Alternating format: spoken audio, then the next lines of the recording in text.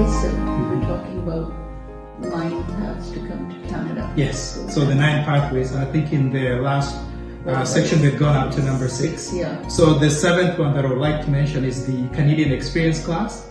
So the Canadian Experience class is a category for people who've studied here and then worked here and then use their studying here and their working here as a basis or as a criteria for applying for permanent residence while they're here. Like they're a student. Yeah, so a student visa they can apply, which visa valid is for 2 years in the beginning or 1 year? no, it depends on the length of your studentship. So if you're going to be here if you're on a bachelor's degree for a 4-year program, it's for 4 years, but it's renewable. You renew every academic year, right? But when you finish your 4 years and you graduate, you are then required to obtain work, find work in Canada for at least 1 year. Yeah, but I saw some students, they said, 6 months, we are here since last 6 months. And they are working part-time, partially hours, they could do that. Yeah, so currently the government of Canada allows international students to work for up to 20 hours a week. Okay. Up to 20 hours of all international students, whether they are at master's or bachelor's level or postgraduate diploma, the government allows them to work at least up to 20 hours a week. But so that's the Canadian Experience class. These are people who came here initially as students, then after finishing their studies, they went into work. You need to work for at least 1 year. So you have Canadian education completed at whatever level, and then you have your 1 year work experience. So you use that to apply for permanent residency. So that's we call it CEC, the Canadian Experience class. Okay. So the experience class. CEC. Yeah. Okay. So that's number 6 on our list. Then the 7th one is there's another category, another pathway we call the pilot programs. So in the last maybe in the last 1 or 2 years, the government of Canada and the provinces have had to find creative ways to make sure that people are able to come to particular parts of Canada, especially the provinces. So currently there are 3 main pilot programs.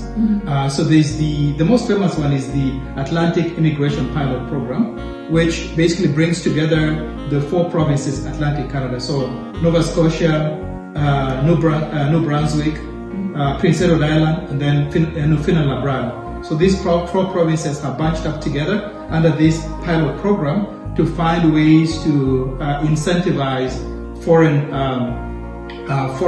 skilled professionals to go and live there. So and I think I've heard that there's a time also less than if you're applying to Toronto directly. Yeah, in a way that is true. Duration is less. Yeah, because it is it's employment driven. So they operate what is called the employer support program. So the employers choose you, they offer you a job, and based on that job offer, you're able to apply for residency, and upon arriving in Canada, you apply for permanent residency within 90 days. But it is employment driven. So, sorry, the person is here and he wants to give sponsorship to sponsor his niece or nephew. He's in Pakistan or India, right? He's a Canadian citizen. So now he said, I should move to join this program to move to Alberta, right? Just because of the duration, right?